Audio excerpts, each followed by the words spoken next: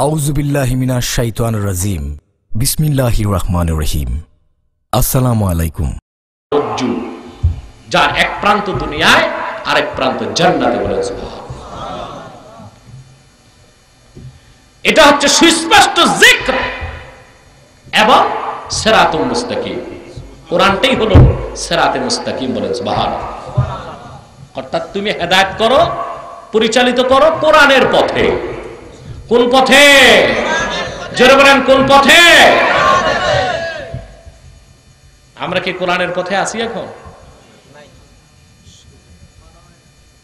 অধিকাংশ লোকই কোরআনকে বিশ্বাস করে কিন্তু কোরআনের পথে নাই। কথা বলেন না? আছে কোরআনের পথে? আমরা মুসলমান মাত্রই 30 পারা কোরআনকে বিশ্বাস করি, বুকে লাগাই, মুখে চুম্বন করি, শ্রদ্ধার সাথে রাখি, কিন্তু আমাদের পথ এবং মত কোরআনের বাইরে। ঠিক না? আমরা কেউ ডেমোক্রেসি চর্চা করছি, কেউ এরিস্টোক্রেসি, কেউ ফেসিবাদ, কেউ কমিউনিজম, কেউ সোশ্যালিজম, কেউ গণতন্ত্র, কেউ রাজতন্ত্র, কেউ সমাজতন্ত্র, কেউ ধর্মনিরপেক্ষতা। এই একটাও কোরআনের পথ নয়, সব হচ্ছে শয়তানের আবিষ্কৃত পথ। ঠিক না? কোরআনকে বিশ্বাস করছি 16 আনা, কিন্তু রক্ত জানমাল সব দিচ্ছি মানব রচিত পথ ও মতকে এস্টাবলিশ করার জন্য। ঠিক কি না বলেন?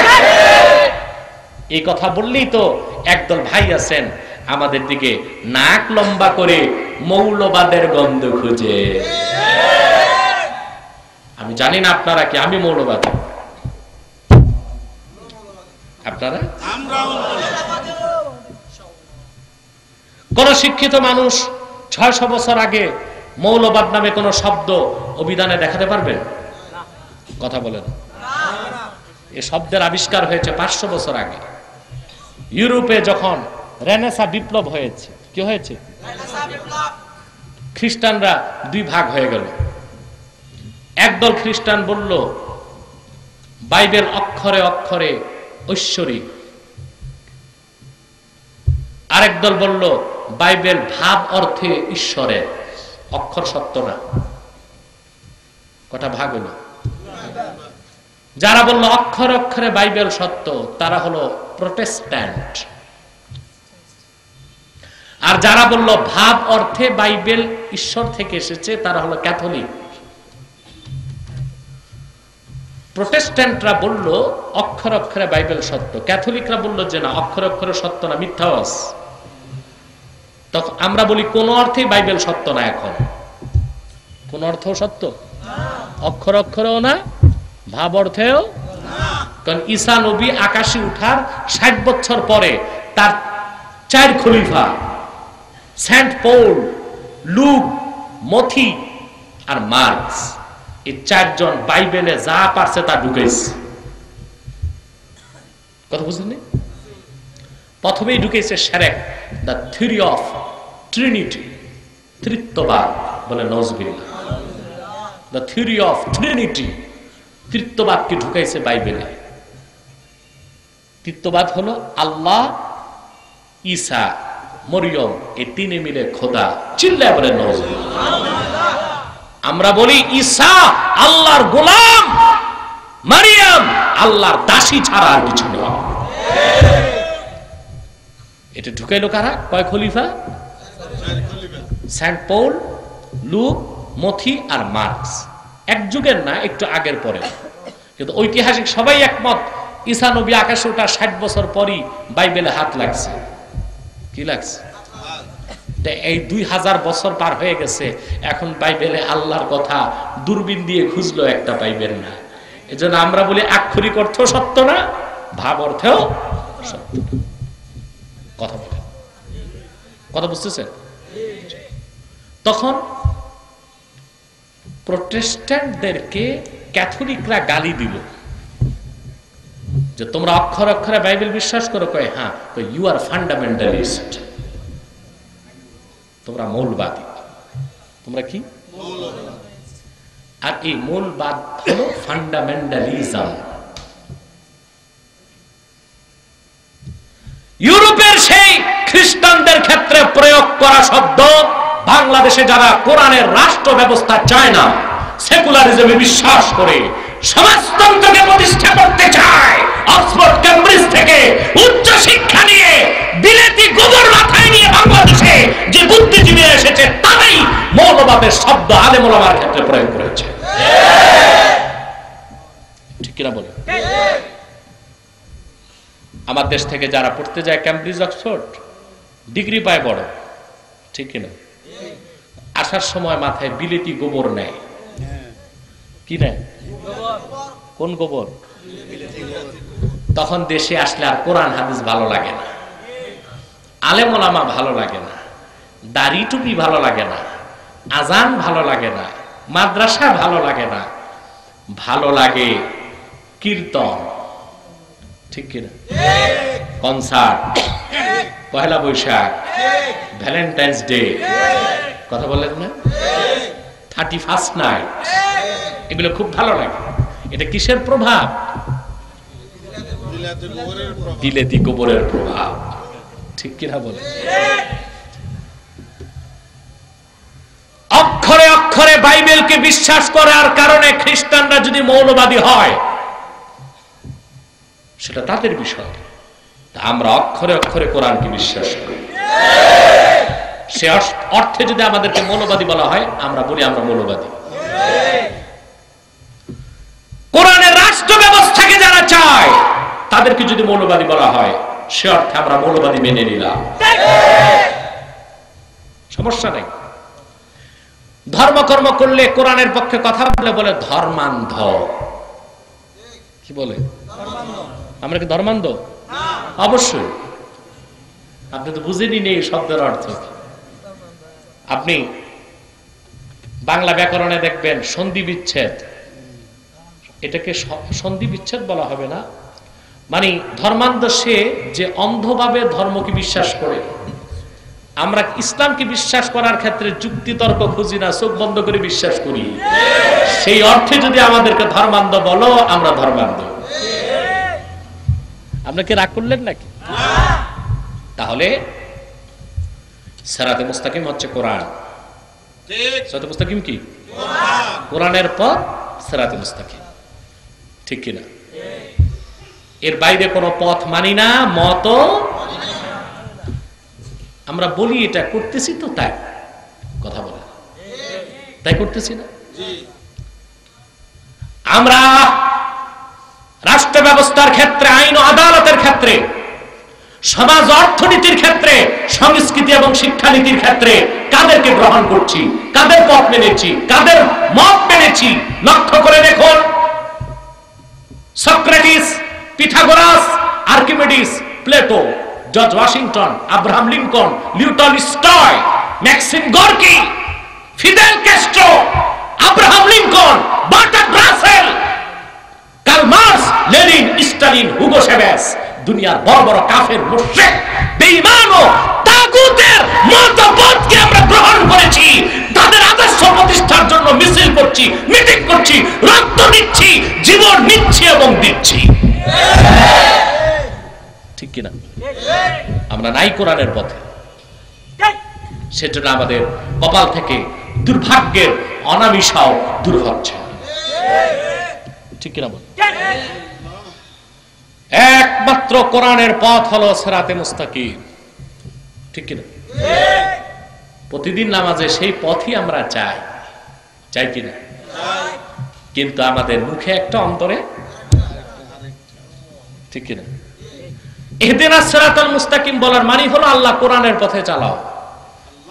কোন পথে? মুখে বললাম, বাইরে এসে অন্তরেরটা প্রকাশ করলাম, ঠিক কিনা? সাধারণ মানুষ তো দূরে থাক, এই ক্ষেত্রে পীরের মুরিদরাও মুনাফিকি করে। বাংলাদেশে অনেক পীর আছে রাজনীতি করে, জানেন আপনারা? এক পীর আছে তালপাংখা মার্কা, জানেন না? আচ্ছা, তারা চাচ্ছে হুকুমতে কোরআনকে প্রতিষ্ঠা করতে। লোকও আছে বিস্তর। গতবার ঘোষণা দিল তারা 70 লক্ষ মুরিদ জমা হয়েছে। কত লাখ? আমার বুঝে আসে না কত হাজারে তাদের লাখ হয়। এই জন্য পুঁথি শাস্ত্রের শ্লোক হয়ে গেছে, আগে পুঁথি পড়তে শুনতেন না? লক্ষ লক্ষ সৈন্য মরিয়াছে কাতার ও কাতার, সুমার করিয়া দেখে মোটে 40,000। মারা গেছে কত? লাখ লাখ। গনে দেখে কত? এই তো 70 লাখ মুরিদ ওই রকম হয়ে গেছে। হ্যাঁ, এই মুরিদের ভোট যায় কোন? কথা বলে ভোট গেল কই? আমার দৃষ্টিতে যেই একজন প্রাপ্তবয়স্ক পুরুষ ব্যক্তির হাতে 3টা ভোট থাকে, কয়টা? তার শ্বশুর, শাশুড়ি আর বউ। লোকটা যত খারাপ হোক, শ্বশুর শাশুড়ি তার পক্ষে। কথা কয় চোর যে চোরের বউ চোরের পক্ষে। চোরের বউকে যদি বলেন যে তোর শরম নাই, তোর স্বামী চুরি করে, ও আপনাকে উল্টা ধমক দিবে, এই চুরি করে তাতে কি, ভিক্ষা তো করে না। কথা বলবি কিনা? তাহলে প্রাপ্তবয়স্ক একজন পুরুষের কাছে কয়টা ভোট থাকে? 3টা।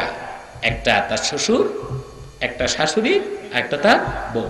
তো যে পীরের মুরিদ আছে 70 লাখ, মুরিদ আর 3 ভোট মিলায় তার তো আছে 2,80,00,000 ভোট। নির্বাচনের সময় দেখা যায় সব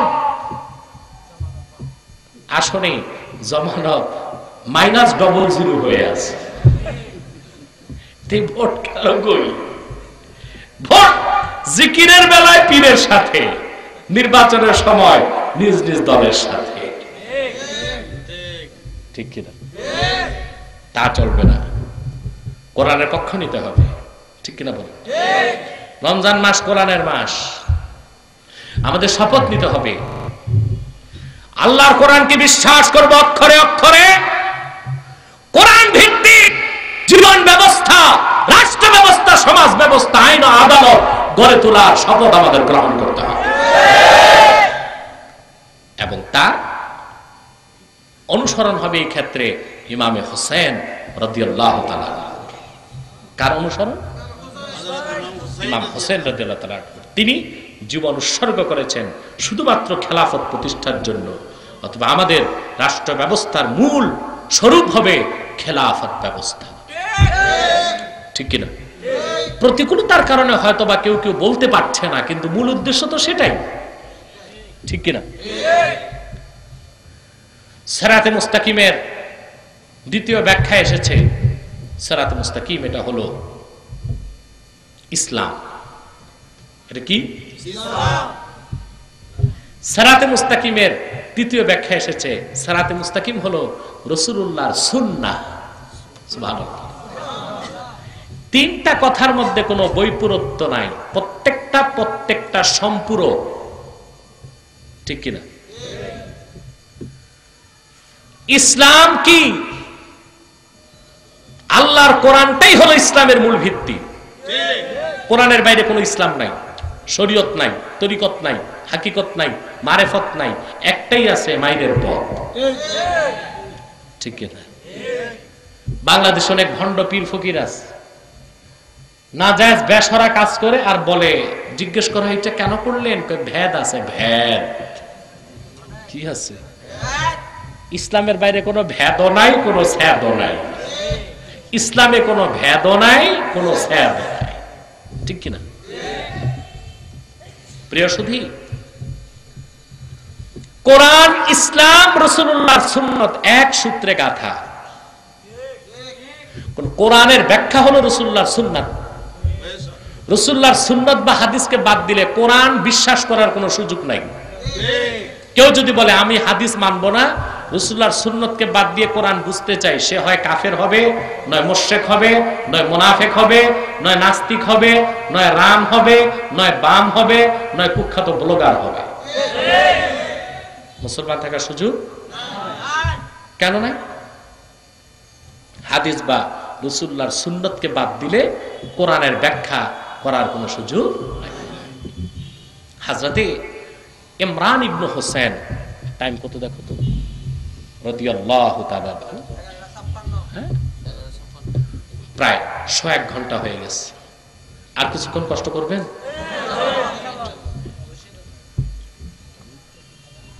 খুব কম সময়ে আমি ছেড়ে দিব, কষ্ট দিব না ইনশাআল্লাহ আপনাদের।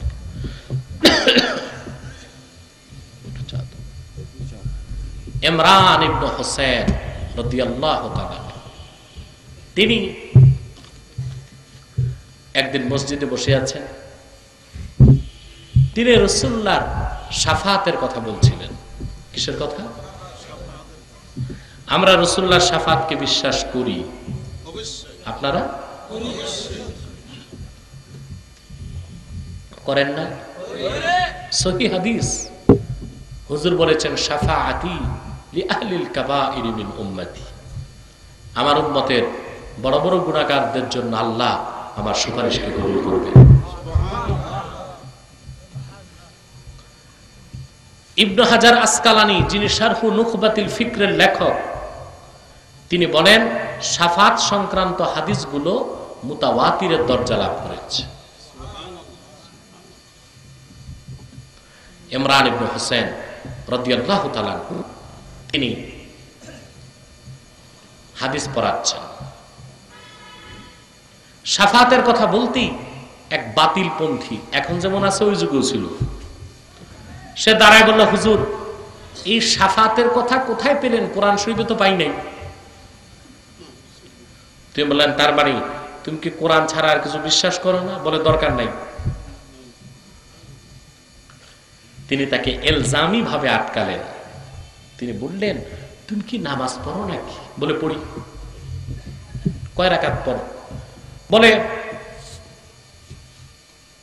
কয় ওয়াক্ত পড়ো? কয় 5 ওয়াক্ত। তিনি বললেন কোন ওয়াক্ত কয় রাকাত পড়ো? সে বলল ফজর ফরজ 2 রাকাত, যোহর ফরজ 4 রাকাত, আসর ফরজ 4 রাকাত, মাগরিব ফরজ 3 রাকাত, এশার ফরজ 4 রাকাত।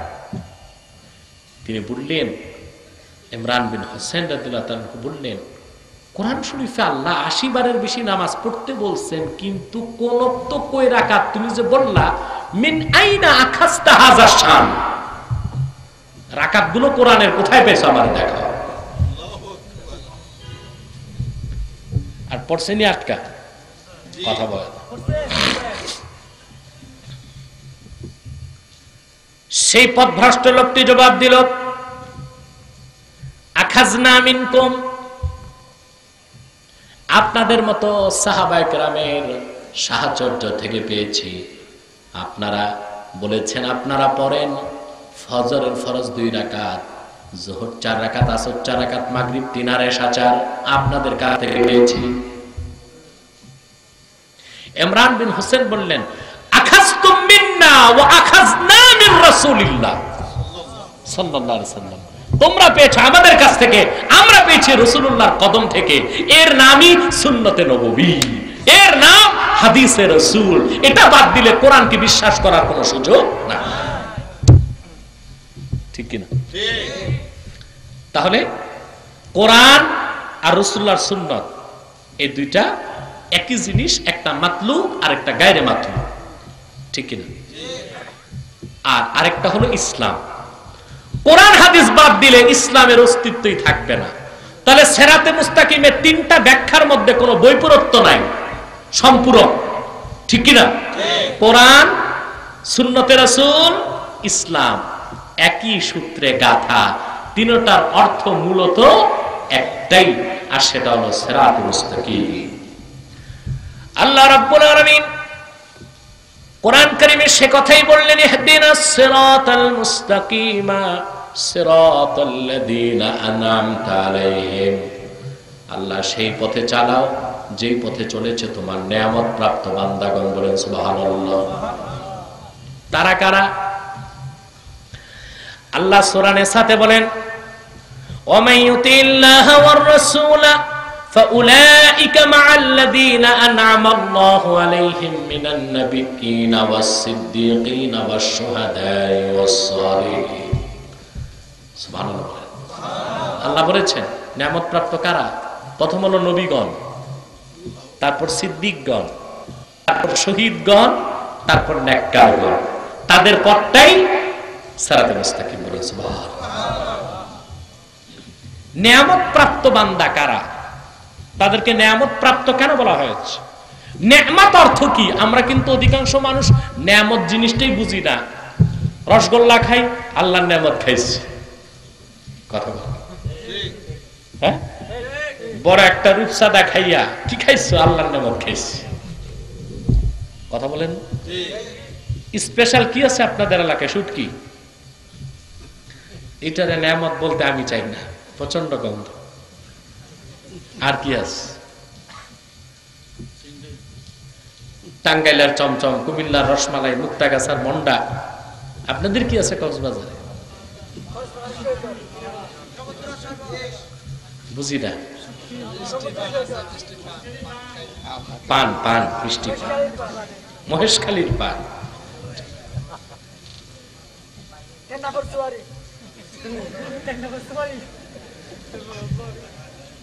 এই যে টাঙ্গাইলের চমচম, কুমিল্লার রসমালাই, মুক্তাগাছার মন্ডা, মহেশখালীর পান,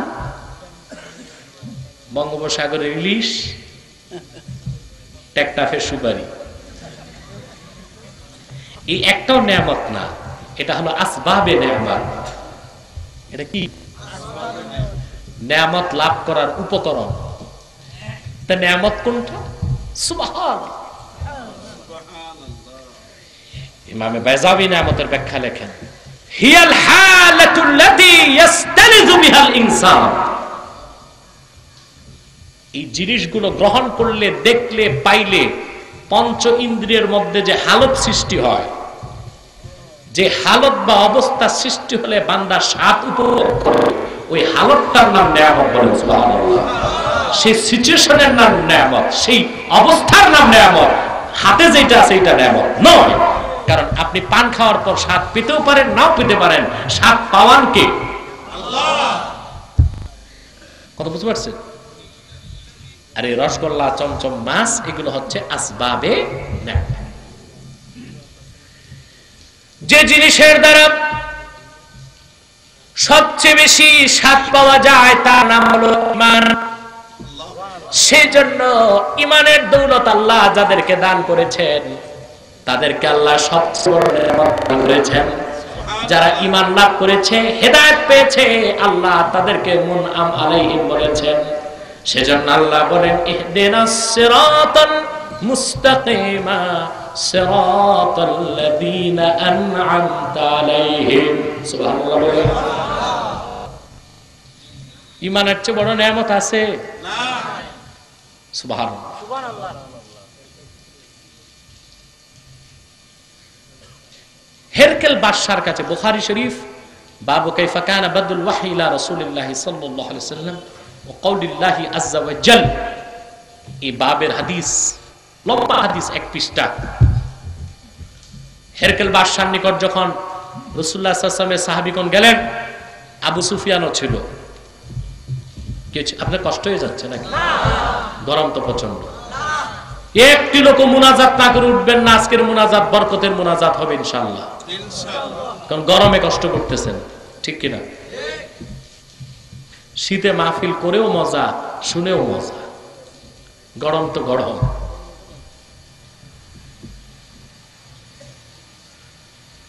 বাদশা হেরকাল আবু সুফিয়ানকে বিভিন্ন প্রশ্ন করেছে।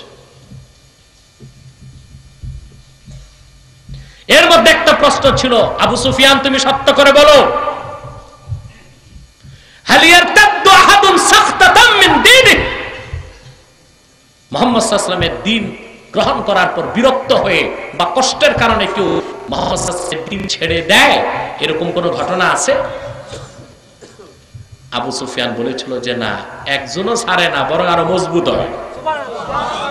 যত মারি, ধরি, কাটি, তাদের ঈমান আরো বাড়তে থাকে। সুবহানাল্লাহ, সুবহানাল্লাহ। হেরকাল বাদশা তখন বলেছিল, ফাযালিকাল ঈমান হিনা তুখালিতু বাশাশাতুল কুলুব। এটাই হলো ঈমানের হাকিকত। ঈমান যখন মুমিনের হৃদয়ে প্রাচীরকে স্পর্শ করে, তখন তাকে কেটে টুকরা করে দিলে, আগুনে জ্বালিয়ে ভস্ম করে দিল, ঈমানকে আনতে চায় না। না, ঠিক না? এটা সবচেয়ে বড়। এর জন্য ঈমান হলো বড় নেয়ামত। ঈমান আল্লাহ যাদের দান করেছে তারা মুনআম আলাইহিম। ঠিক কি দেখেন সাহাবায়ে কেরাম রিদওয়ানুল্লাহি তাআলা আলাইহিম আজমাইন তাদেরকে কত কষ্ট দিল কাফেররা। মক্কাতুল মুকাররমায় যে সাহাবীগণ সবচেয়ে বেশি কষ্ট বরদাস্ত করেছেন হযরত বেলাল রাদিয়াল্লাহু তাআলা, হযরত আম্মার, ইয়াসির, সুমাইয়া, এক পরিবারের তিনজন। সুমাইয়া মা, ইয়াসির বাপ, আম্মার ছেলে। খুব বেশি কষ্ট করেছেন হযরত বেলাল আর আম্মার। উমদাতুল কারি শারহু সহিহুল বুখারীতে বদরুদ্দিন আইনি হযরত আম্মারের জীবনী লিখতে যে লিখেছেন, হযরত আম্মারকে একদিন আবু জেহেল প্রতিদিন মারে, দেখে যত মারে তার ঈমানের তেজ তত বাড়ে। আবু জেহেল চিন্তা করছে যে না, ওরে মেরেই ফেলবে। এই কথা চিন্তা করে আবু জেহেল হযরত আম্মারের গায়ে আগুন ধরায় দিচ্ছে। হাদিস সাক্ষী জ্যান্ত একটি মানুষ দাউদ করে তার শরীরে আগুন জ্বলছে, বাঁচার জন্য চিৎকার করছে, ভয়তে তার সামনে কেউ যায় না। কিন্তু রাহমাতুল লিল আলামিন আমার নূর নবী মুহাম্মদ সাল্লাল্লাহু আলাইহি ওয়াসাল্লাম হযরত আম্মারের কাছে এসে আগুনকে ডাক দিয়ে বললেন, ইয়া নারু কুনি বারদাও ওয়া সালামান আলা আম্মারিন কামা কুনতি আলা ইব্রাহিম। হে আগুন, তুমি আমার সাহাবী আম্মারের উপর শান্তিদায়ক ঠান্ডা হয়ে যাও, যেভাবে তুমি ঠান্ডা হয়েছিল আমার দাদা ইব্রাহিমের উপর। রাসূলুল্লাহ বলতেই আগুন পানি হয়ে গেল, হযরত আম্মার সুস্থ হয়ে গেলেন। বলেন সুবহানাল্লাহ। চিন্তা করছেন রাসূলুল্লাহকে কি ক্ষমতা আল্লাহ দিবেন? ইব্রাহিম যখন আগুনে গেলেন, আগুন কি ইব্রাহিম ডাক দেয় নাই, আল্লাহ ডাক দিয়েছেন। আর আম্মারকে যখন আগুন ধরলো, আল্লাহকে ডাকতে হয় নাই, রাসূলুল্লাহ আগুনকে ডাক দিয়েছেন, ধমক দিয়েছেন আর বলেছেন, আগুন তুমি আমার আম্মারের উপর শান্তিদায়ক ঠান্ডা হয়ে যাও, ঠিক সেভাবে যেভাবে তুমি আমার দাদা ইব্রাহিমের উপর ঠান্ডা হয়ে গেছিল। বলেন সুবহানাল্লাহ। মুহূর্তে আগুন পানি হয়ে গেল, হযরত আম্মার সুস্থ হয়ে গেলেন। এই নির্যাতন, এই কষ্ট তারা বরদাস্ত করেছিলেন কেন? ঈমান তাদের হৃদয় প্রাচীরকে স্পর্শ করেছিল, তাতে তারা যে স্বাদ পেয়েছিল সেই স্বাদ আর মজাটা কাছে মৃত্যু পরাজয় স্বীকার করেছে। এই জন্য ঈমান হলো বড় নেয়ামত। মুনআম আলাইহিম তারা যাদেরকে আল্লাহ পরিপূর্ণ ঈমান দান করেছিলেন, হেদায়েত দান করেছিলেন। চূড়ান্ত কথা হলো কোরআনের পথটাই সিরাতে মুস্তাকিম। আমরা আল্লাহ সেটাই আমাদের শিখিয়েছেন। আল্লাহ তুমি আমাদেরকে সহজ সরল পথ দেখাও, তার মানে কোরআনের পথে চালাও। যে পথে চলেছেন তোমার নেয়ামত প্রাপ্তগণ, তাদের পথে চলতে চাই না, চালায়ও না যারা অভিশপ্ত। মাগদুব আলাইহিম হাদিস এসেছে তারা ইহুদি, ওয়ালাদ-দাল্লিন তাদের পথে নয় যারা পথভ্রষ্ট, তারা হলো খ্রিস্টান। আমরা ইহুদিদের পথে চলতে চাই না, খ্রিস্টানদের পথে চলতে চাই না। ঠিক কিনা বল? কিন্তু আমরা অধিকাংশ মুসলমান এখন ইহুদি খ্রিস্টানদের পথেই তো চলতেছি। তাদের জাতিসংঘের অনুসরণ আমরা করছি, তাদের ইউনেস্কোকে আমরা অনুসরণ করছি। সবচেয়ে বড় আমাদের ইংরেজদেরকে ঝাড়ু ঝাঁটা দিয়ে আমরা তাড়াইলাম, 70 বছর হয়ে গেল, কিন্তু তাদের আইনকে আমাদের আদালত থেকে সরাই নেই, তাদের পোশাক আশাক সংস্কৃতিকে দেহ থেকে সরাই নেই। আজকে অধিকাংশ মানুষের মুখে দাড়ি নাই। এই দেশের মুসলমান আগে সবাই দাড়ি রাখতো, ঠিক কিনা? উপমহাদেশে প্রথম দাড়ি চাষা আবিষ্কার কে করছে জানেন? কথা বলেন। Lord Curzon. লর্ড কার্জন সর্বপ্রথম দাড়ি চাষ। তখন ইন্ডিয়ার বড় কবি ছিলেন আকবর এলাহাবাদী, তিনি রসিকতা করে বলেছিলেন, কারজান কিয়া কারে জান। ফার্সিতে জান বলে মহিলাকে, কার মানি কাজ, কারে জান মানে মহিলার কাজ, আর তার নাম হলো কারজান।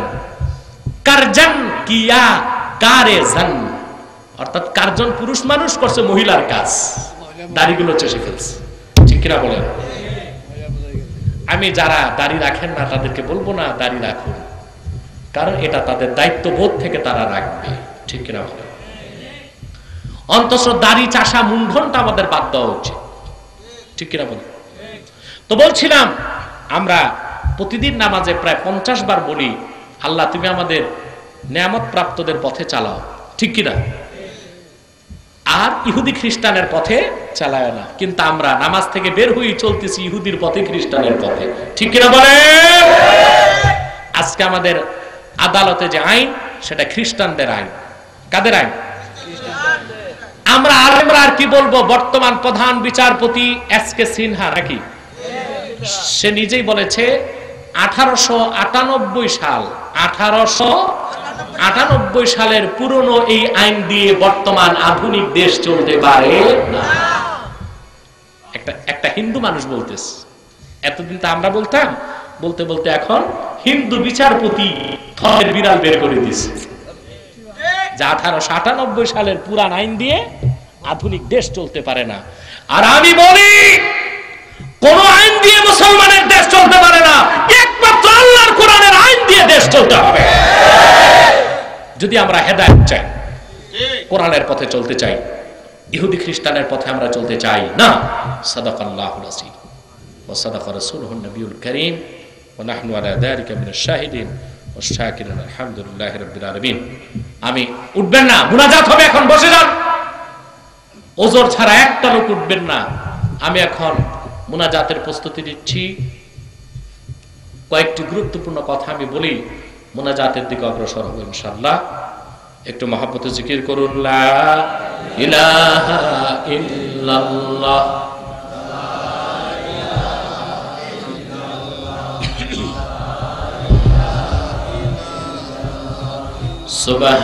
সুবহানাল্লাহ আলহামদুলিল্লাহ সুবহানাল্লাহ আলহামদুলিল্লাহ লা ইলাহা ইল্লাল্লাহ মুহাম্মাদুর রাসূলুল্লাহ সাল্লাল্লাহু আলাইহি ওয়াসাল্লাম। প্রিয় সুধী, সাইমন সংসদের উদ্যোগে মাহফিল, পাশে আরেকটি নাম দেখেছেন, তাহরিকে খাতমে নবুয়ত বাংলাদেশ। খাতমে নবুয়তের আন্দোলন সবচেয়ে বড় আন্দোলন, খাতমে নবুয়তের জিহাদ সবচেয়ে বড় জিহাদ, ঠিক কিনা? আল্লাহ এক, তার একত্বে কারো শরীক নাই, এটা হলো উলুহিয়াত। আর আল্লাহ তার হাবিব মুহাম্মদ সাল্লাল্লাহু আলাইহি ওয়াসাল্লামকে ১৫০০ বছর আগে প্রেরণ করে নবুয়ত ও রিসালাতের দরজা চিরতরে বন্ধ করে দিয়েছেন। ওনার পরে আজ পর্যন্ত অবশ্যই পৃথিবীতে কোনো প্রকার নবী কিংবা রাসূল আসে নাই, অবশ্যই এখনো নাই, অবশ্যই কিয়ামত পর্যন্ত আসবে না। এই আকীদাটার নামই আকীদা খাতমে নবুয়ত। এই বিশ্বাস যার থাকবে না সে মুসলমান নয়, সে কাফের। তাকে যে কাফের বলবে না সেও কাফের। খাতমে নবুয়তের আন্দোলন কত বড় আন্দোলন আপনাদেরকে আমি তথ্য দিচ্ছি। ১৫০০ বছর আগে রাসূল করিম সাল্লাল্লাহু আলাইহি ওয়াসাল্লামের জামানায় মদিনা মুনাওয়ারা থেকে মোট প্রায় ৮০টির বেশি জিহাদ পরিচালিত হয়েছে। কতটি? গাজওয়া সারিয়া নিয়ে এবং ওই বুউস বিভিন্ন ওই প্রতিনিধি গ্রুপ বিভিন্ন জায়গায় পেরিয়ে এবং গাজওয়া সারিয়ার মাধ্যমে জিহাদ হয়েছে প্রায় ৮০টার বেশি। কথা বুঝতে পারছেন? এর মধ্যে ইসলামের পক্ষে এবং বিপক্ষে ১০ বছরে ৮০টার বেশি যুদ্ধে মোট মানুষ নিহত হয়েছে মাত্র ১০১৮ জন। কতজন মনে থাকবে সংখ্যাটা? একেবারে বদর, উহুদ, খান্দাক, হুনাইন সব যুদ্ধে ইসলামের পক্ষে মুমিন আর বিপক্ষে কাফের মোট মানুষ নিহত হয়েছে মাত্র ১০১৮ জন। আর শুধুমাত্র একদিন যেদিন কুখ্যাত মিথ্যানুবতের দাবিদার মুসাইলামাতুল কাজ্জাবের বিরুদ্ধে সিদ্দিকে আকবর রাদিয়াল্লাহু তাআলা আনহু খালেদ সাইফুল্লাহর নেতৃত্বে সেনাবাহিনী প্রেরণ করলেন, সেই একদিনের যুদ্ধে কুখ্যাত ভণ্ড নবী মুসাইলামার বিপক্ষে যুদ্ধ করে শাহাদাত বরণ করেছেন 2400 সাহাবী। সুবহানাল্লাহ। 2400 সাহাবীর শাহাদাতের বিনিময়ে কুখ্যাত মিথ্যানুবতের দাবিদার মুসাইলামা ধ্বংস হয়ে জাহান্নামের কুকুরে পরিণত হয়েছে। তো চিন্তা করেন, 80টির বেশি যুদ্ধে মোট মানুষ নিহত হলো 1018 জন। তা সব মুসলমান না, মুমিন এবং কাফের। আর একদিনের যুদ্ধে ভণ্ড নবীকে উৎখাত করতে যে শহীদ হলেন শুধু সাহাবী কত? 2400। তাহলে দেখেন খাতমে নবুয়তের আন্দোলন কত বড় আন্দোলন। খাতমে নবুয়তের জিহাদ সবচেয়ে বড় জিহাদ, ঠিক কিনা? সেই আকীদাগতভাবে মানুষের আকীদা থেকে শিরকি এবং কুফরি আকীদা দূর করে মূলত আকীদা মজবুত করার জন্যই তাহরিকে খাতমে নবুয়ত বাংলাদেশ দেশব্যাপী কাজ করে যাচ্ছে আলহামদুলিল্লাহ। ওয়াহদানিয়াত, রুবুবিয়াত, উলুহিয়াত, রিসালাত, নবুয়াত, আকীদা খাতমে নবুয়াত, এই বিষয়গুলো কি আমরা তা মানুষকে সুস্পষ্ট করে দেবার চেষ্টা করছি। আমাদের দৃষ্টিতে আকীদায় গড়বড় থাকবে সে তো মুসলমানই থাকবে না।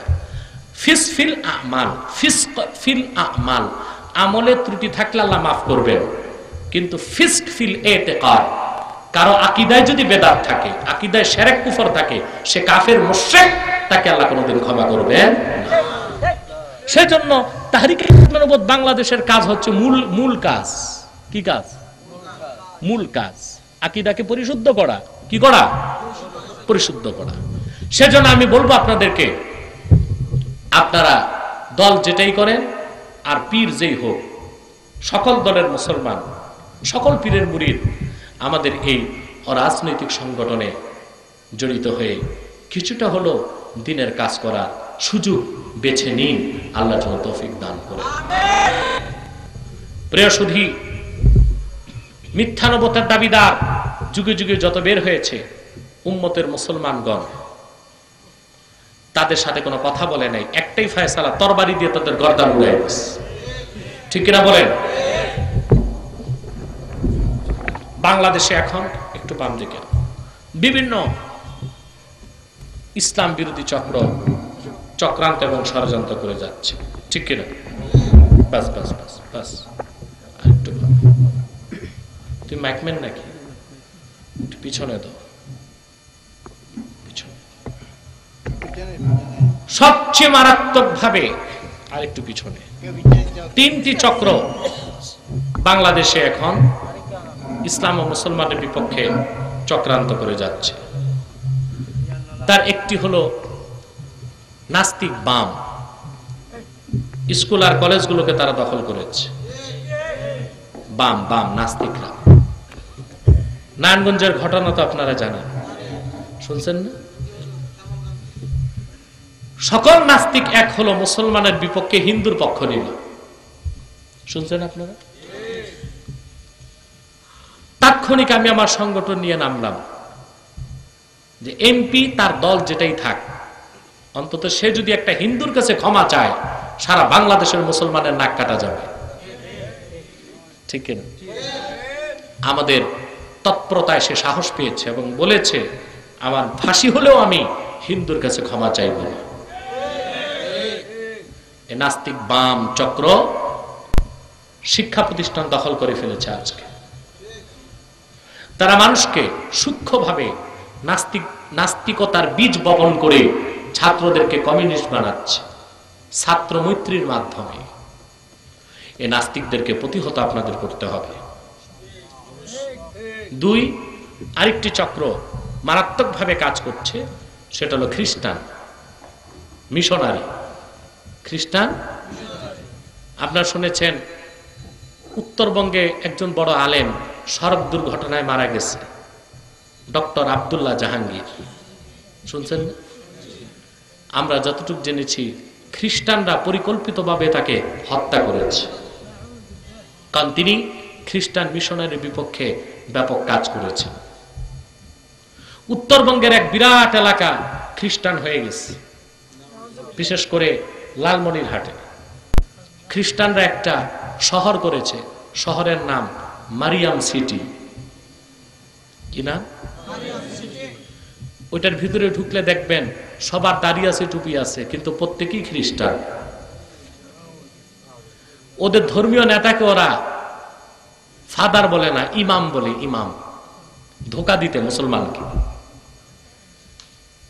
ওই ইমাম দেখবেন লম্বা দাড়ি, টুপি, জুব্বা, পাগড়ি, নাম জবানকারী। ওই লোকটার নাম হলো কি? জবানকারী। নামটাও দেখেন কি বেছে নিস। অত্যন্ত প্রতারণার মাধ্যমে তারা বিভিন্ন এলাকার মুসলমানকে বিভ্রান্ত করে খ্রিস্টান বানাবার চক্রান্ত করছে। এটা আমাদের প্রতিহত করতে হবে। আর সবচেয়ে জঘন্য, ইসলাম ও মুসলমানের বিপক্ষে সবচেয়ে বড় শত্রু হচ্ছে কাদিয়ানী সম্প্রদায়। তারা শেষ দরজার কুখ্যাত কাফের। তাদেরকে যারা কাফের বলবে না, তারাও কাফের, কারণ তারা আল্লাহর আখিরি নবী নূর নবী মুহাম্মদ সাল্লাল্লাহু আলাইহি ওয়াসাল্লামকে আল্লাহর শেষ নবী হিসেবে বিশ্বাস করে না। আকীদা খাতমে নবুয়তে তাদের বিশ্বাস নাই। চিল্লায় বলেন নাউজুবিল্লাহ। এই জন্য তারা হচ্ছে নিঃসন্দেহে কাফের এবং অমুসলিম। তারা মানুষকে ধোঁকা দিয়ে কাফের বানাবার জন্য মুসলমানদের মতো নাম রাখে, দাড়ি রাখে, টুপি লাগায়। তাই বলে কি তারা মুসলমান হতে পারে? আমি আগেও বলেছি আপনাদের, দাড়ি রাখলেই কেউ যদি মুসলমান হতে পারত, তো রবি ঠাকুরের চেয়ে বড় মুসলমান আর কে হইত? বলেন না? টুপি রাখলে কেউ মুসলমান হবে? যদি কাফের হয়, কাফের টুপি লাগালে মুসলমান হবে? টুপি তো টুপি। ভারতের যে বর্তমান মন্ত্রী মোদি আর সাবেক মনমোহন, দোনোটায় পাগড়ি লাগায়। এই দোনোটা কি মুসলিম না অমুসলিম? নিঃসন্দেহ অমুসলিম, কাফের। নাম রাখার দ্বারা কোনো কাফের মুসলমান হতে পারে? এক শয়তান কুকুরের পায়খানা লাড্ডু বানায়া উপরে নাম লেখছে দিল্লি কা লাড্ডু। এর কি দিল্লি লাড্ডু হবে? ডিব্বা ভর্তি পাতলা পায়খানা, উপরে নাম লেখছে বগুড়ার দই। এটা কি বগুড়ার দই হবে? তদ্রূপ কাদিয়ানীরা শেষ দরজার কুখ্যাত কাফের। আব্দুল আব্বাল, আব্দুস সামাদ, মোবাশ্বের আলী, কবির চৌধুরী, এসব নাম রাখার দ্বারা কোনদিনও তারা মুসলমান হতে পারে না। ভাইরা আমার, বন্ধুরা আমার আল্লাহ ও নূর নবীজি হযরত মুহাম্মদ সাল্লাল্লাহু আলাইহি ওয়াসাল্লামের ইসলাম ও কোরআনের হাজার হাজার হাজার বছর পরে বর্তমান ভারতের কুখ্যাত পাঞ্জাবের কুখ্যাত গুরুদাসপুরের কুখ্যাত কাদিয়ানে ইংরেজ আমলে জাহান্নামের এক কুখ্যাত কুকুর মিথ্যা নবুয়ত দাবি করছে। চিল্লায় বলেন নাউজুবিল্লাহ। কাদিয়ানের কাজ্জাব, মিথ্যা নবুয়তের দাবিদার ওই কুখ্যাত কুকুরটার নাম রেখেছিল তার বাপ মির্জা গোলাম আহমদ কাদিয়ানী। সাবধান সাবধান, কাদিয়ানের কাজ্জাব, মিথ্যা নবুয়তের দাবিদার মির্জা গোলাম শয়তান কাদিয়ানী। জাহান্নামের কুকুরটাকে গোলাম আহমদ বলা যাবে না, কারণ গোলাম আহমদ অর্থ হচ্ছে আহমদ এর গোলামি। কোন কাফের কোনদিনও গোলাম আহমদ এর গোলাম হতে পারে না। আর কাদিয়ানের কাজ্জাব, মিথ্যা নবুয়তের দাবিদার মির্জা গোলাম শয়তান কাদিয়ানী, সে ছিল শেষ দরজার কুখ্যাত কাফের। সে গোলাম আহমদ এর গোলাম ছিল না, সে ছিল কুখ্যাত শয়তানের কুখ্যাত গোলাম। কাদিয়ানের কাজ্জাব, মিথ্যা নবুয়তের দাবিদার মির্জা গোলাম শয়তান কাদিয়ানী জাহান্নামের কুত্তাটার উপর গজব এসেছে 1908 সালে। যখন গজব এসেছে, কাদিয়ানের কাজ্জাব, মিথ্যা নবুয়তের দাবিদার মির্জা গোলাম শয়তান কাদিয়ানী 1908 সালে কুখ্যাত জাহান্নামের কুখ্যাত পায়খানায় ডুবে কুখ্যাত জাহান্নামের কুখ্যাত কুকুরে পরিণত হয়েছে। তার অনুসারীরাও ধ্বংস হয়েছে। বর্তমানে কিছু কাদিয়ানী বাংলাদেশে আছে যারা ইসলাম ও মুসলমানের বিপক্ষে চক্রান্ত করে যাচ্ছে, তাদেরকে নির্মূল করার জন্য চার দলের মুসলমানকে ঐক্যবদ্ধ হইতে হবে। তারা আমাদের সংগঠনের কাছে তথ্য আছে, শাহবাগে নাস্তিক ব্লগাররা যখন বসেছে, প্রতিদিন তাদের খাদ্যের যোগান দিয়েছে যারা, বেশিরভাগ যোগান দিয়েছে কাদিয়ানীরা। আপনারা শুনলে অবাক হবেন, নরসিংদীর ঘোড়াশালে তারা একটা স্কুল করেছে কাদিয়ানীরা, 10 তলা। স্কুলের নাম কি জানেন? RFL প্রাণ পাবলিক স্কুল। আমি কত আগ থেকে আপনাদের সতর্ক করি, আপনারা সবাই তো আমল করেন না। 10 তলা স্কুল, স্কুলের নাম RFL প্রাণ পাবলিক স্কুল। ওই স্কুলে পড়াশোনায় কোনো টাকা লাগবে না, বিনা বেতনে। উদ্দেশ্য যে খারাপ তাতে সন্দেহ আছে?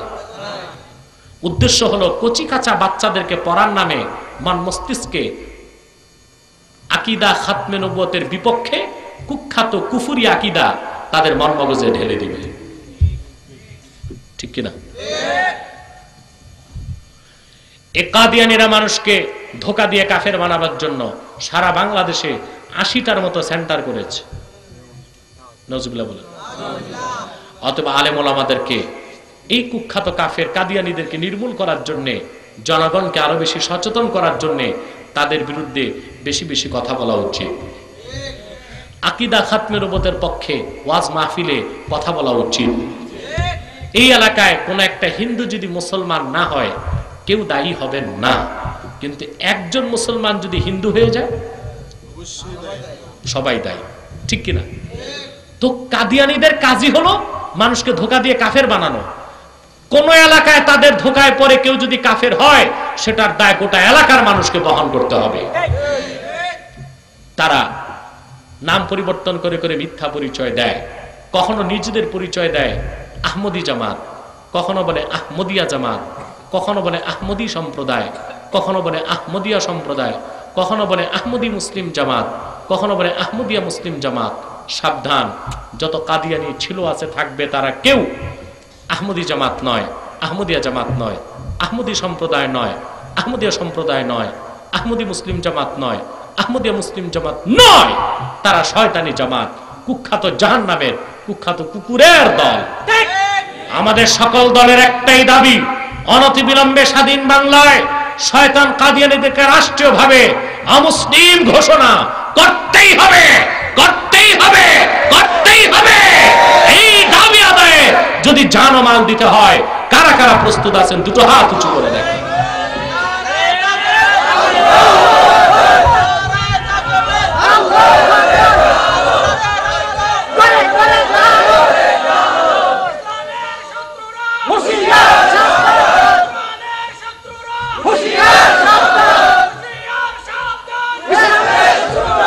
প্রিয় সুধী, আরেকটি কথা বলি, এই কুখ্যাত কাদিয়ানীদের কোন পণ্য দ্রব্য ধরবেন না, কিনবেন না, বেচবেন না। বিশেষ করে প্রথম আলো পত্রিকা, এটা ইসলাম ও মুসলমানের ঘোরতর শত্রু, ঠিক কিনা? ইসলাম ও মুসলমানের বিপক্ষে যারাই আছে তাদেরকে পৃষ্ঠপোষকতা করাই হলো এই পত্রিকার কাজ। আমি সংগঠনের প্রতিটা সদস্যকে বলবো, কক্সবাজার থেকে যেভাবে হোক এই পত্রিকাকে নিষিদ্ধ ঘোষণা করার ব্যবস্থা করেন। অন্তত কেউ ধরবেন না, ধরতে দিবেন না, এটাই হবে সবচেয়ে বড় কাজ, ঠিক না বলেন? আলেম ওলামার চরিত্রকে কত নোংরা ভাবে তারা উপস্থাপন করে। হ্যাঁ, যারা কোরআনের পক্ষে কাজ করেছে, ইসলামী আন্দোলনের পক্ষে কাজ করেছে, তাদেরকে ধর্ষক বানানো হয়েছে, নারী নির্যাতনকারী বানানো হয়েছে, অত্যাচারী বানানো হয়েছে। আর সেই মিথ্যাচার যারা প্রচার করেছে সেটা হলো কুখ্যাত প্রথম আলো পত্রিকা। এই কুখ্যাত প্রথম আলো, কালের কণ্ঠ, ডেইলি স্টার, সিজান, প্রাণ, RFL, এগুলো এই কুখ্যাত কাদিয়ানীদের পণ্য। এগুলো ধরবেন না, কিনবেন না, বেচবেন না। রাজি আছেন কারা কারা? দুহাত উঁচু করে দেখেন। বিদায় বেলা আমি একটি আর্টস পেশ করছি। হারামকে বর্জন করতে হবে। বিভিন্ন সুদি লেনদেন আমাদের মধ্যে এখন প্রভাব বিস্তার করছে, ঠিক কিনা? বিভিন্ন নামে হারামকে বর্জন করুন মুসলমান। বিশেষ করে সুদ আর ঘুষ থেকে দূরে থাকবেন। মনে রাখবেন, যে সুদ খায় তার 70টার বেশি গুনাহ হয়, সবচেয়ে ছোটটাই তার মার সাথে জেনা করার মতো। এখন বলেন আপনারা, আমি তো বলি সুদখোর চোর থেকেও খারাপ, আপনার কি বলেন? একটা ডান দিকে একটু, সুদখোর চোর থেকেও ডানে ডানে। যে চুরি করে তার শাস্তি কি শরীয়তে? তুমি যাও ডান দিকে আনো, ডান দিকে, হাত কাটা, ঠিক কিনা? শরীয়তে চোরের হুকুম, চুরি করলে কি করো? হাত কাটো। কিন্তু এইরকম কথা নাই যে চোর চুরি করলে 70টার বেশি গুনাহ আছে। মাইকটা উপরে উঠাও। এই কথা আছে? এই কথা আছে কার ক্ষেত্রে? সুদখোরের ক্ষেত্রে। যে সুদ খায় তার গুনাহ হয় কয়টা? 70টার বেশি। সবচেয়ে ছোট গুনাহ হলো তার মার সাথে জেনা করার মতো। তাহলে আপনারা বলেন চোর বেশি খারাপ না সুদখোর বেশি খারাপ? কিন্তু একটা চোরকে যদি এখন পান, মারতে কতক্ষণ? 2 মিনিট। হ্যাঁ, মারার পর আবার হাত ঘষে, একটার বেশি কিল তো দিতেই পারলাম না। যেই চোরকে এত ঘৃণা করেন, সেই আপনারাই চোরকে আপনারা ঘৃণা করলেন। সেই চোরের চেয়ে নিকৃষ্ট সুদখোরকে আপনারাই বিভিন্ন মসজিদ কমিটি, মাদ্রাসা কমিটি, বাজার এবং পঞ্চায়েত কমিটির সদস্য বানায় দিচ্ছে। মিয়া, মসজিদের সভাপতি যদি হয় সুদখোর, ইমামের মুখ তো আর চলবে না। চলবে? আমাদের দেশের ইমামরা কথা বলে না কেন? দেখা যায় সভাপতি সুদখোর, হ্যাঁ, সেক্রেটারি সাবেক দারোগা। সুদের বিরুদ্ধেও ওয়াজ নাই, ঘুষের বিরুদ্ধেও ওয়াজ নাই। এর জন্য আপনারা দায়ী।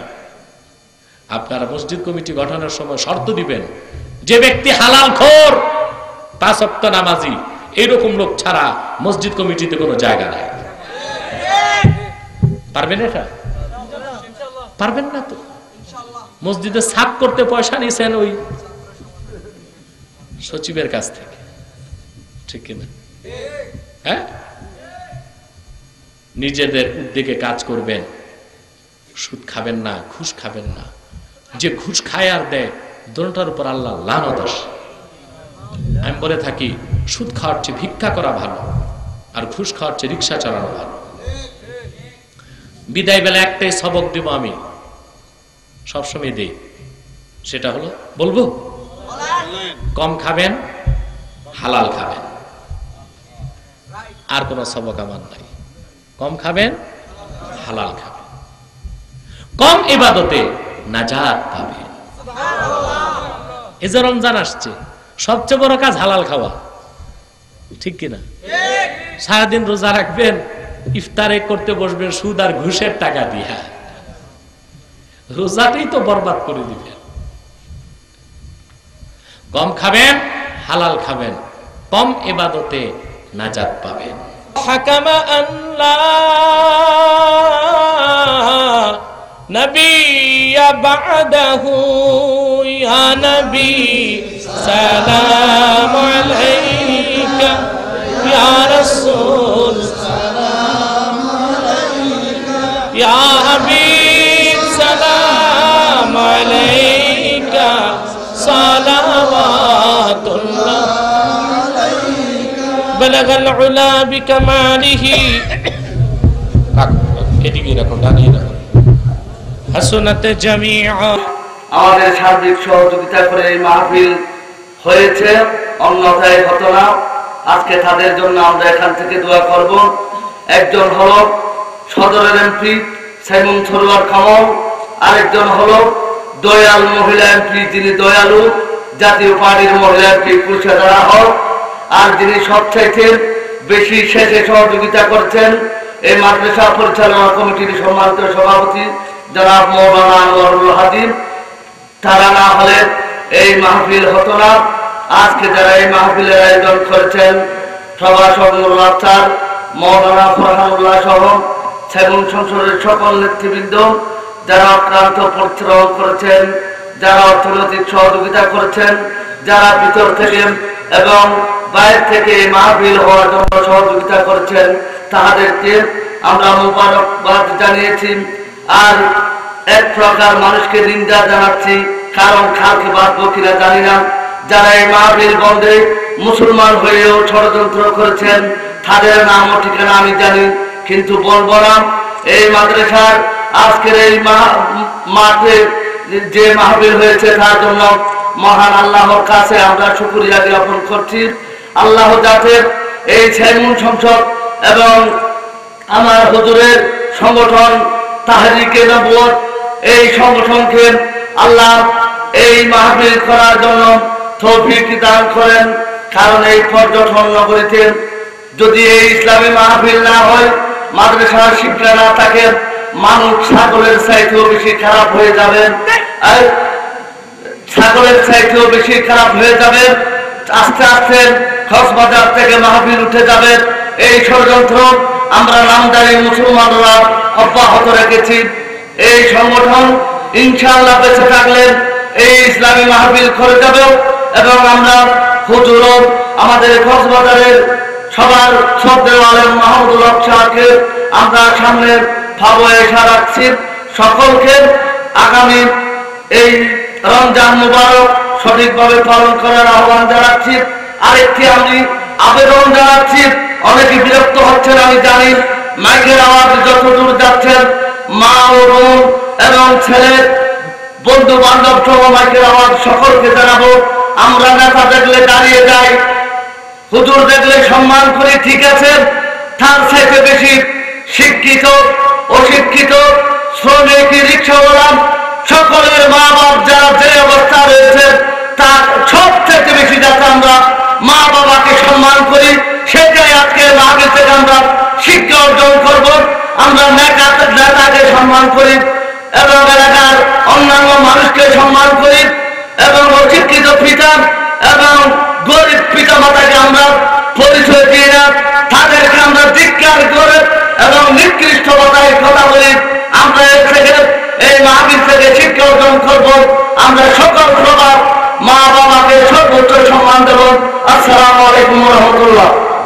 الصلاة والسلام على محمد رسول رب العالمين اللهم ربنا آتنا في الدنيا حسنة وفي الآخرة حسنة وقنا عذاب النار ربنا ظلمنا أنفسنا وإن لم تغفر لنا وترحمنا لنكونن من الخاسرين আল্লাহ তাআলা সাইমন সংসদ এবং তাহরিকে খাতমে নবুয়ত বাংলাদেশ কক্সবাজার জেলার উদ্যোগে আয়োজিত 2 দিন ব্যাপী মাহফিলের আজকের সমাপনী দিবসগত রাতে তোমার বেশুমার বান্দা নিয়ে দুটো হাত তুলেছি।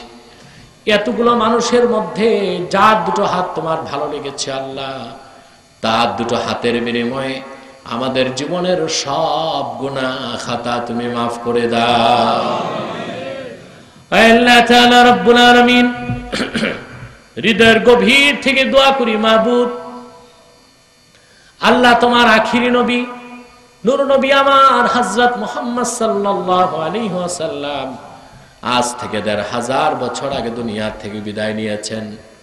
হায়াতুন নবী হিসেবে জান্নাতুল ফেরদৌস রওজা মুবারকে বিশ্রাম নিয়েছেন। আল্লাহ জীবনে একবার তোমার হাবিব নবীজি মুহাম্মদ সাল্লাল্লাহু আলাইহি ওয়াসাল্লামের জান্নাতুল ফেরদৌস রওজা মুবারকে উপস্থিত হয়ে গো আল্লাহ তোমার হাবিব নবীজি মুহাম্মদ সাল্লাল্লাহু আলাইহি ওয়াসাল্লামের নূরের নবীজি মুহাম্মদ সাল্লাল্লাহু আলাইহি ওয়াসাল্লামের জান্নাতুল ফেরদৌস রওজা মুবারকে উপস্থিত হয়ে গো আল্লাহ তোমার হাবিবের নূরের চরণ মুবারকে দরুদ ও সালামের হাদিয়া দেবার আগে আল্লাহ তুমি ডাক দিও না। গভীর থেকে দোয়া করি, মাবুদ আল্লাহ তোমার আখিরি নবী নূর নবী আবার হযরত মুহাম্মদ সাল্লাল্লাহু আলাইহি সাল্লামের নূরের চেহারা মোবারক স্বপ্নে একবার দেখে গো আল্লাহ জান্নাত ওয়াজিব হবার আগে তুমি ডাক দিও না। একবার বা একাধিকবার যারা তোমার হাবিব নবীজি মুহাম্মদ সাল্লাল্লাহু আলাইহি ওয়াসাল্লামের নূরের চেহারা মোবারক স্বপ্নে দেখার সৌভাগ্য লাভ করেছে গো আল্লাহ, জীবনে বারবার দেখার জন্য তাদের কপালটা আল্লাহ তুমি সোনার কপাল বানায় দাও। আল্লাহ তাআলা আমাদের অনেকের বাবা নাই, অনেকের মা নাই, অনেকের বাবা মা একজনও নাই। যত মানুষের বাবা মা দুনিয়া থেকে বিদায় নিয়ে অন্ধকার কবরে চলে গেছে, আল্লাহ সকল মুসলমান বাবা মার কবরকে তুমি দয়া করে জান্নাতের বাগান বানায় দাও। আল্লাহুম্মা আনসুরনা আলাল কওমিল কাফিরিন আল মুরতাদ্দিন আল মুখজিলিন।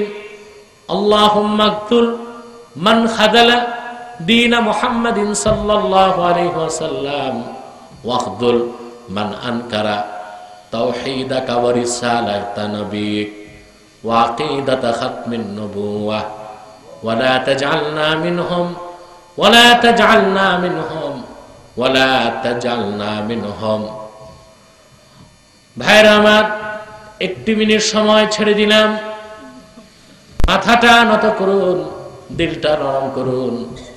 আল্লাহর আখির নবী নূর নবী আমার মুহাম্মদ সাল্লাল্লাহু আলাইহি ওয়াসাল্লামের ওসিলা ধরে আল্লাহর কাছে চান, যা চাইবেন তাই কবুল হয়ে যাবে। যদি পারো রে ভাইরা, 2 ফোঁটা চোখের পানি সদকা করে দিন। কাল খাতিব সাইয়্যিদিনা ইমামিনা মুহাম্মদ ইবনে আব্দুল্লাহ নবিয়্যিল্লাহ রাসূলিল্লাহ সাল্লাল্লাহু আলাইহি ওয়াসাল্লাম الذي أكملت به قصر النبوة وحكمت أن لا نبي بعده وأعلنت في القرآن بالبرهان أن محمدا صلى الله عليه وسلم خاتم النبيين والمرسلين قبل 1500 سنة وصلى الله تعالى على خير خلقه نور عرشه نبينا محمد وآله وأصحابه أجمعين والحمد لله رب العالمين برحمتك يا